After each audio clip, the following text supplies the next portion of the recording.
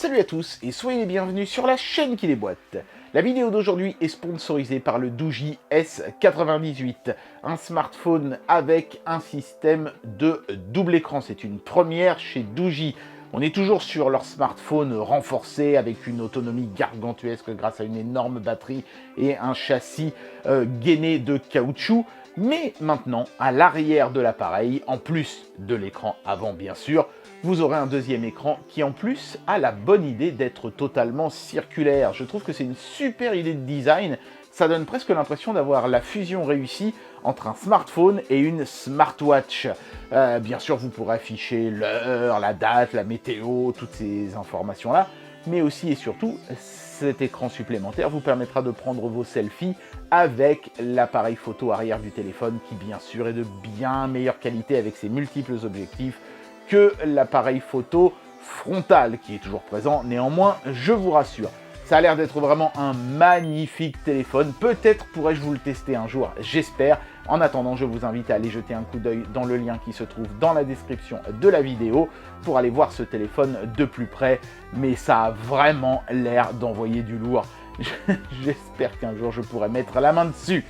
Voilà, cette petite parenthèse étant terminée, aujourd'hui, nous allons tester deux appareils de chez Exa, un casque et un porte-casque. Posez-vous cette question les gamers, qu'est-ce qui est le plus important quand vous achetez votre micro-casque ? La qualité du casque ? Non. La qualité du micro peut-être ? Mais non ! Ce qui est le plus important quand vous achetez un casque, c'est qu'il fasse du RGB, qu'il fasse des lumières dans tous les sens, comme ça, là, c'est flashy, c'est magnifique. C'est ça le plus important, c'est que ça en jette. Et bien aujourd'hui, les deux appareils que je vais tester sont équipés d'un très joli RGB. Ils ont peut-être fait du coup des sacrifices sur d'autres fonctionnalités. Donc la question du jour, ça va être, est-ce que ça vaut le coup de faire quelque chose parfois d'un tout petit peu moins bien, mais de tellement plus classe ? Et bien la réponse c'est tout de suite, c'est parti pour le test de ces deux objets de chez Exa. On y va.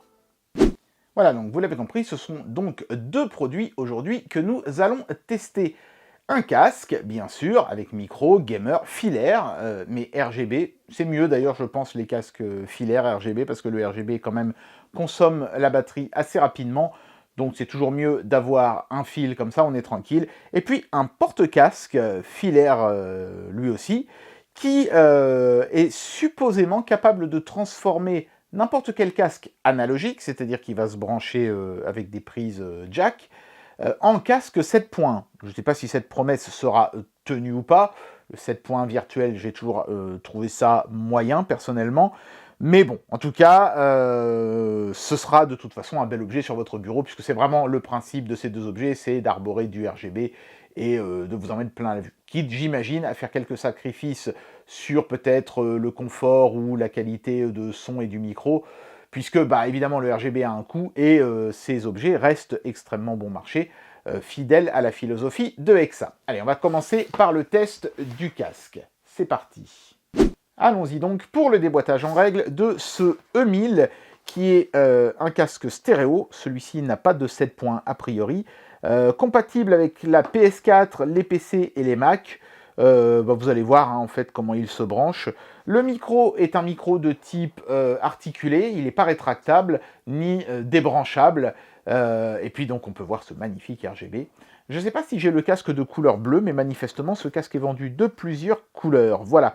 Après, à l'arrière, on a quelques caractéristiques techniques et on est supposé avoir le casque et aussi un petit sac de transport, ce qui est fort sympathique puisque ce casque étant pas cher et étant RGB, d'avoir une petite housse encore en prime, décidément, et que ça a appris à nous en donner beaucoup pour notre argent. Ça, c'est très cool. Alors, qu'est-ce qu'on a du coup dans la boîte ? Eh bien, on a le casque déjà dans la housse, c'est bien vu. Comme ça, la housse joue son rôle de protection dès le départ. Voilà, c'est joli. C'est logoté avec ça. Regardez-moi ça. Voilà. Ah, c'est très très sympa. Et puis, il y a le manuel d'utilisation. Pas de connectique, puisque je vous ai dit, tout est déjà intégré sur le casque, y compris le micro. Quant au manuel, je ne sais pas s'il est traduit en français. Je regarde parce que je sais que c'est des choses qui vous intéressent, mais je ne pense pas parce qu'il y a marqué anglais ici. Il y a l'air d'y en avoir un autre. Non, ça c'est une petite carte de garantie, ok, enfin de satisfaction. Le manuel est en anglais et en... Ah non, non, non, j'ai rien dit. Il y a du français tout à la fin. Oh, mais c'est magnifique ça, regardez-moi ça. Allez, on fera une petite pause sur la page si vous voulez voir si c'est bien traduit. Ça a l'air correct, on va dire. Voilà, donc c'est bien, c'est bien. On a les explications en français. Donc, il ne reste plus qu'à regarder le casque. Allons-y. Voilà à quoi ressemble le casque une fois extirpé de son emballage de simili-cuir. Déjà, de prime abord comme ça, ce que je vois de ce casque, c'est un câble qui est vraiment de très très belle qualité. Je n'en avais jamais vu des comme ça. Il est tressé, mais il est épais en même temps, bicolore, vraiment super sympa. La prise USB a l'air de qualité, elle a un petit capuchon pour la protéger. C'est vraiment clean. Hein. Et alors sur ce fil, on a une télécommande qui permet de couper le micro avec un petit switch à bascule et de régler le volume du casque en tournant la petite molette qui se trouve ici. Voilà, c'est pas mal, ça c'est plutôt cool. C'est pas mal aussi de ne pas les avoir forcément sur le casque, ces contrôles-là, parce que une fois qu'on a le casque sur les oreilles, il faut tâtonner pour les trouver, alors que là, on les trouvera au bout du fil sans aucun problème. Le micro, donc, comme je le disais, qui est articulé, voilà, donc qui va se déployer comme ça et se remonter jusqu'à la verticale de l'arceau. C'est plutôt pas mal. Ça veut dire qu'une fois replié, vous aurez un truc qui dépasse comme ça. Et puis donc on peut voir cette fameuse zone où il va y avoir le RGB ici, le petit liseré gris. Ça, c'est du métal, hein, cette petite plaque ici, mais c'est vraiment une très fine couche, je pense, juste pour le design. Le reste du casque est entièrement en plastique, mais l'arceau est renforcé avec une pièce de métal. Donc ce casque sera robuste à ce niveau-là. Par contre, petit regret, les oreillettes ne sont pas articulées. Je veux dire, l'arceau arrive directement dans le châssis de l'oreillette comme ça. Donc pas d'articulation ici. Ce qui veut dire que forcément, vous allez avoir un angle assez prononcé des oreillettes sur vos oreilles. Ce ne sera pas aussi confortable que les autres casques de chez EXA qu'on avait pu tester jusqu'à présent. Donc ça, c'est un des premiers sacrifices, je pense, qui a été fait. Ça et le micro qui n'est pas détachable par rapport à un casque qui n'était pas RGB. Par contre, le confort a l'air pas mal, puisque les coussins sont bien mous, comme il faut. Donc, bon, après, le casque, il est léger, ça c'est plutôt cool. C'est pas un truc qui vous pèsera des tonnes sur les oreilles. Donc maintenant, ce que je vais faire, je vais le mettre sur mes oreilles, je vais écouter un petit peu de musique, je vais vous dire ce que j'en pense, et puis après, bien sûr, on fera un test du micro. C'est parti. Puis je vous montrerai de RGB, bien sûr, évidemment. Voilà, donc je viens d'écouter quelques musiques avec ce casque, et je vais pouvoir vous donner mon avis sur le son. J'en profite pour vous montrer, bien sûr, le fameux RGB. Voilà, donc il est pas mal, il est plutôt dans les tons pastels, peut-être plus vif quand même en vrai que ce que vous allez voir vous à l'image, mais il rend très très bien, c'est un vrai RGB multizone, hein, c'est pas juste une bête LED qui change de couleur, on peut voir que si on essaye de suivre le rose, il fait vraiment le tour du casque, comme ça, de manière fluide. Donc ouais, un joli petit RGB de circonstance. Le logo au milieu aussi change de couleur en multizone. Donc c'est vraiment très réussi. Chouette petit RGB bien sûr, hein, qui fonctionne des deux côtés du casque, ça va de soi. Après, en termes de qualité sonore, franchement, c'est beaucoup mieux que ce que j'aurais pu craindre. Le son est bien, franchement, il est bien équilibré. Il n'y a pas trop de basses, comme c'est souvent le cas sur les casques pas chers, où on met beaucoup de basses pour cacher un petit peu les défauts. Là, franchement, j'ai trouvé le son bien équilibré. C'était plutôt propre. Non, franchement, au niveau de la qualité du son, j'ai rien à redire. Rien à redire du tout. Au niveau du confort, comme je m'y attendais, forcément, avec l'absence d'articulation dans les oreillettes, on souffre un petit peu plus, surtout dans le bas des oreilles, puisque la pression exercée sur cet endroit-là de votre tête sera un petit peu plus important. Mais là encore, c'est pas aussi problématique que j'aurais pu le craindre, puisque les rembourrages ici font bien leur travail. Notez aussi qu'il y a la même chose dans le haut ici du cerceau. Donc, c'est pas parfait, mais l'essentiel a été assuré par EXA. Reste évidemment la qualité du micro, et pour ça, on va en écouter un extrait tout de suite. Et voilà ce que donne le son de ce micro dans un environnement de test, on va dire semi-bruyant, c'est-à-dire à 50 cm d'un PC gamer en fonctionnement avec un bruit de ventilation modéré. Voilà, donc on verra si le micro déjà restitue bien ma voix et surtout s'il est capable de le faire sans amplifier les bruits ambiants.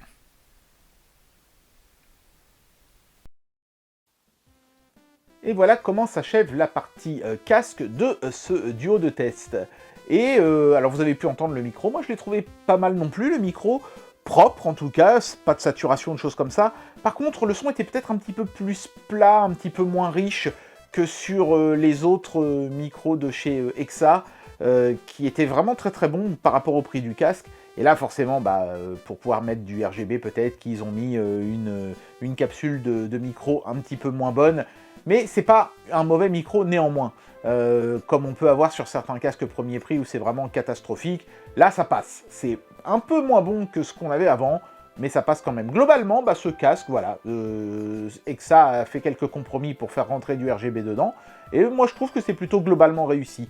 Il y a certainement pour le même prix des casques qui auront un meilleur confort et un meilleur micro chez EXA, mais vous n'aurez pas le RGB. Donc voilà, si pour vous c'est important d'avoir ce petit confort lumineux, on va dire, sur votre casque, ce petit rendu sympatoche, quitte à faire quelques petits sacrifices, c'est un bon choix. Sinon, allez voir les autres tests de casques de EXA que j'ai fait. Certains d'entre eux, pour peu ou prou le même prix, avaient un meilleur micro et un meilleur confort. Mais ça reste néanmoins un très très bon casque. Le son, notamment, est vraiment nickel. Deuxième objet de ce duo de test de chez EXA, le support pour micro-casque RGB de bureau. L'idée étant de pouvoir poser votre casque au niveau de son cerceau sur cette languette de métal ici en haut, et d'avoir à disposition une prise USB et une prise casque et une prise micro, pour pouvoir brancher vos casques sans avoir besoin d'aller trifouiller derrière votre tour. Ça vous fera un rappel des prises ici en façade du porte-casque. C'est pas idiot, et en plus de ça, le système en profite pour mettre du 7 points. D'ailleurs, j'ai pas évoqué le 7 points dans le casque, mais on en avait déjà parlé sur le précédent modèle de chez EXA. C'est pas très convaincant, c'est-à-dire que le stéréo, vous l'avez à ce niveau-là de vos oreilles, et puis le soi-disant surround, vous l'avez un peu plus éloigné, mais il n'y a pas l'effet spatial, donc je vois pas trop l'intérêt de ce genre de système. Moi, personnellement, je ne les active jamais, les 7 points virtuels. Mais voilà, si c'est votre trip, sachez que ce support en est capable. On va évidemment faire l'essai avec un bête casque stéréo que je vais sortir d'un de mes placards. Voilà. Bon, en tout cas, l'objet comme ça, de prime abord, est plutôt sympa. La boîte est très jolie. Bon, par contre, ce gris sur fond noir, c'est pas très lisible à l'arrière. J'imagine qu'ils ont fait ça pour faire classe. C'est réussi visuellement, mais c'est pas très lisible. Donc voilà, les caractéristiques techniques sont assez basiques finalement.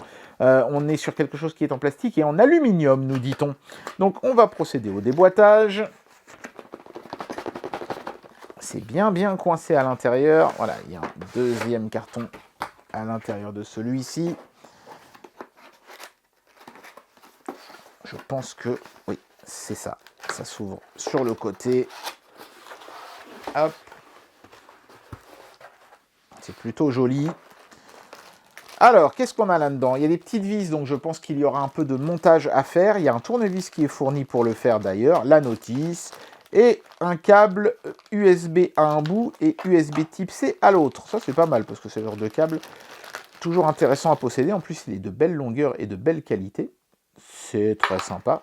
Est-ce qu'on a le français dans la notice? Je suis pas sûr, parce que là, elle est vraiment toute fine.